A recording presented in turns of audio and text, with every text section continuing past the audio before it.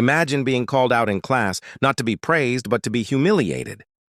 A teacher points at you, gives you an impossible calculus problem, and the whole room bursts into laughter, waiting for you to fail. But what if, instead of failing, you shocked everyone, including the teacher, by doing the impossible? Today, you'll hear the incredible story of how one quiet student turned embarrassment into the most unforgettable moment in school history. Imagine this, a packed classroom, the sound of pens tapping against desks, sneakers squeaking on the floor, and students whispering as they pass notes back and forth. The air is buzzing with restless teenage energy, and at the front of the room, a teacher with a smirk on his face is about to turn the spotlight on a student, not to encourage him, but to embarrass him. That's exactly what happened one ordinary morning at Lincoln High School. Mr. Peterson, the math teacher, was known for his sarcastic sense of humor. Sometimes his jokes landed, but other times they cut deeper than they should. On this particular day, he scanned the classroom with mischievous eyes, looking for his next target. His gaze landed on Jamal, a quiet black junior who usually kept to himself. Jamal wasn't the type to draw attention. He was respectful, focused, and stayed out of trouble. But to Mr. Peterson, that quietness made him the perfect subject for a laugh.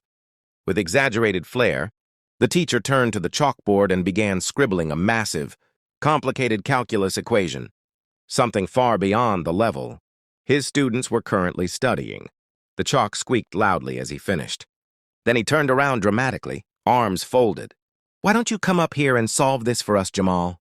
Mr. Peterson said, his voice thick with mockery. The reaction was immediate. The classroom erupted into laughter.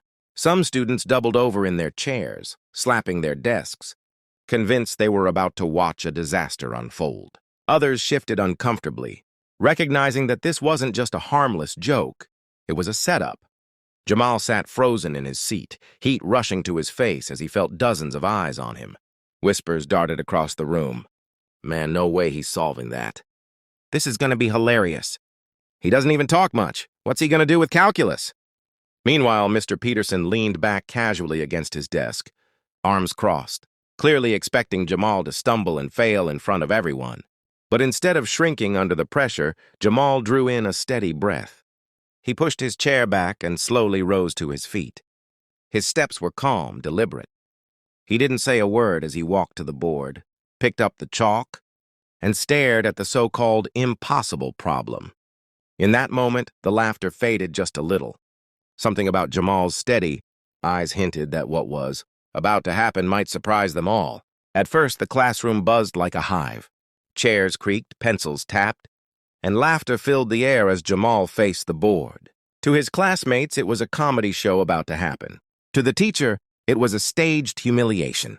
But the moment Jamal picked up the chalk, something shifted. His hand didn't tremble. His eyes didn't dart nervously. Instead, he moved with confidence.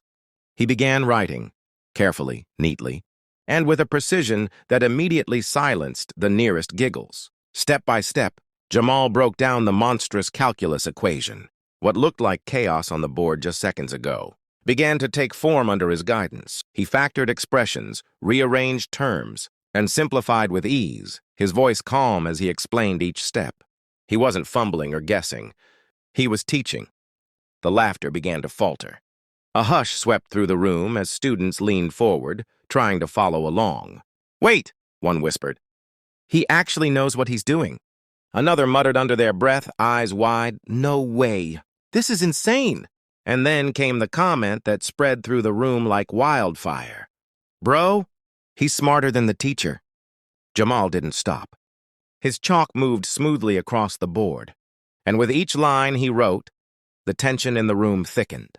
The teacher, who had been leaning back smugly, suddenly leaned forward, his smirk slipping away. His eyes narrowed as if he couldn't believe what he was witnessing.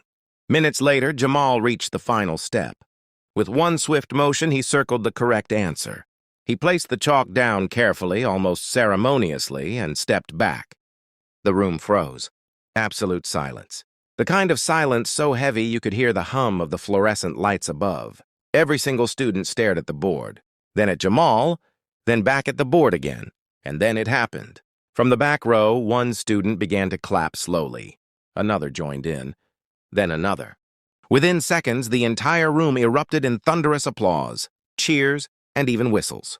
Jamal, the quiet kid who usually faded into the background, was now the center of admiration. For the first time, he wasn't invisible. He was unforgettable. Meanwhile, Mr. Peterson's face burned red. He cleared his throat awkwardly and muttered, "Well, I suppose." That was correct. But his voice lacked conviction, and everyone in the room knew the truth. His plan to embarrass Jamal had completely backfired. News of what happened in math class spread through Lincoln High faster than wildfire. By lunchtime, it was the only thing students were talking about. In the cafeteria, at lockers, even on the football field, everyone wanted to know the details. "Yo, did you hear what Jamal did in Peterson's class? He solved the problem like it was nothing, man." Bro embarrassed the teacher in front of everyone. Some students had secretly recorded parts of the scene on their phones, and by the end of the day, clips were already making their way through group chats and social media. In the videos, you could see the stunned faces, the silence, and then the eruption of applause. It didn't take long before Jamal was no longer the quiet kid in the back. Overnight, he became the student everyone respected. But what shocked people the most wasn't just that Jamal solved the problem. It was how effortlessly he did it, as if the impossible question had been nothing more than a warm-up. Later, the truth came out. While many students spent hours on video games, scrolling through social media, or hanging out after school, Jamal had a different passion. He had been teaching himself advanced mathematics for years, watching online lectures, reading college-level textbooks, and practicing problem after problem in his free time. He didn't do it to show off or prove anyone wrong. He did it because he genuinely loved learning. As for Mr. Peterson, the teacher who had set up the cruel joke, he learned a hard lesson of his own. The principal called him into the office and reminded him that teaching isn't about tearing students down, but about lifting them up. That moment forced him to reflect. And though he never admitted it publicly, everyone knew he had been humbled by Jamal's brilliance. But the biggest change wasn't in the school, it was in Jamal himself.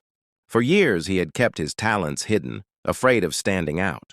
That day, when he solved the problem in front of everyone, something shifted inside him. His confidence grew. Teachers began recommending him for math competitions. Mentors stepped forward to guide him, and even local colleges started to take notice. Jamal's story proved something powerful, not just to the school, but to himself. No stereotype, no humiliation, and no cruel joke could hold back someone determined to rise above. And that's how a cruel classroom joke turned into a lesson the whole school will never forget. Jamal proved that true strength isn't about being the loudest in the room. It's about letting your actions speak louder than words. If you enjoyed this story and want to hear more inspiring moments like this, make sure to hit that like button, subscribe, and turn on the notification bell so you never miss the next one. Thanks for watching, and I'll see you in the next story.